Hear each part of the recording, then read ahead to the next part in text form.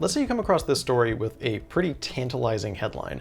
An oil executive is leading the UN climate summit. So you decide to investigate the source. It's from a site called Vox, and if you skim through the Wikipedia page, you can learn a lot more about it.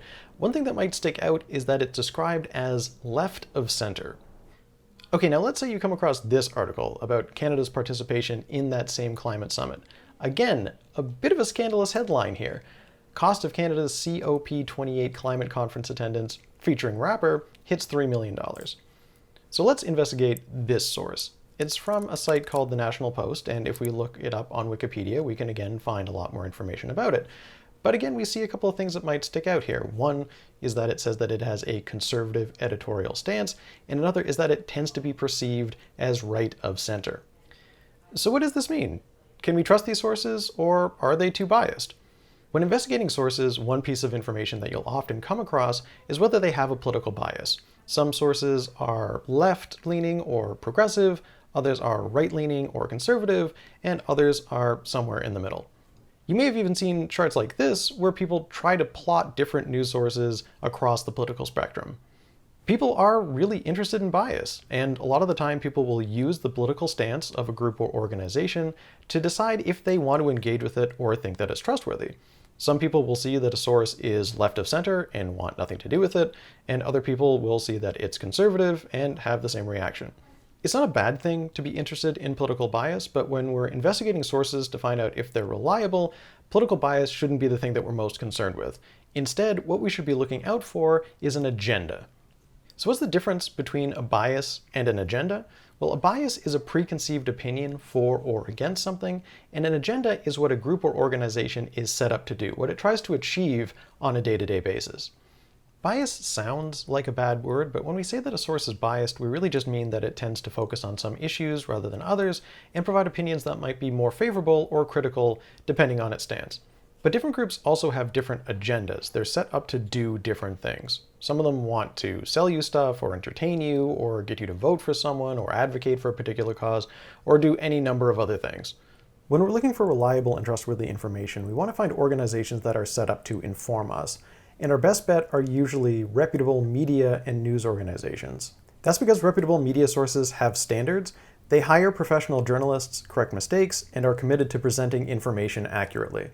You may not agree with all the commentary that you'd find in the opinion pages of a right or a left-leaning source, and that's fine. But with a reputable news organization, you can be relatively confident that they're trying to get the basic facts correct when they report on the news. So let's look at Vox again. We've seen that it has a left-leaning bias, but what is its agenda?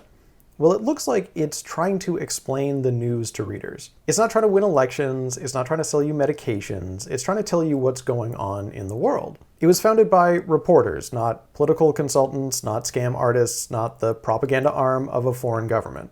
It's a news organization, and they are there to report the news. Now, if we want, we can do some more research to make sure that the article is accurate. But at this point, when we're just trying to figure out what Vox is, the fact that it's left of center really isn't that important. And we can say the same thing about the National Post. If you read its opinion pages, you'll likely see opinions that tend to be associated with a right-leaning or conservative point of view. But when it comes to the news, the agenda of the National Post is to inform you. And for right now, that's really what we should be most concerned with. Let's look at a different example. Let's say you come across this YouTube video that's warning you about all the nasty sounding chemicals you can find in fake meat products. The video claims that fake meat contains the same chemicals that are used in e-cigarettes and even laxatives, and directs you to a website called Fake Food Facts. It all sounds really scary and honestly pretty gross, so it's tempting to share this information, especially if you have friends who eat a lot of fake meat. But wait a second, I have no idea what Fake Food Facts is. Before I do anything else, I want to figure out, what am I looking at here? Now remember what we're not doing here. We're not at this point trying to decide whether fake meat is or isn't good for you. Instead, what I need to know right now is this a good source of information about plant-based meat substitutes? Let's see what we can find out. Turns out when I go to fakefoodfacts.com, it redirects me to a different site, something called consumerfreedom.com. Now if I go up to the address bar and add Wikipedia to investigate the source, we can quickly find out that the group that runs this website is a lobby group. Now, a big part of the job of a lobby group is to sway public opinion to be in favor of its client. And it looks like the client in question here is industrial meat producers. Meat substitutes are a threat to the industrial meat industry, so you can see why a group like this has an interest in producing these kinds of videos. So we've learned about the agenda behind fake food facts. Does that mean that everything in the video is 100% false? Not necessarily, but it does tell us that the agenda of the group is not to inform us. Its purpose is to try to sway public opinion in favor of its client.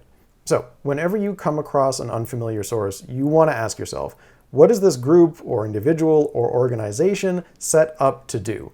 Is it a professional organization whose agenda is to inform? Or is it a research organization who wants to progress science and expand our knowledge? Or is it something else?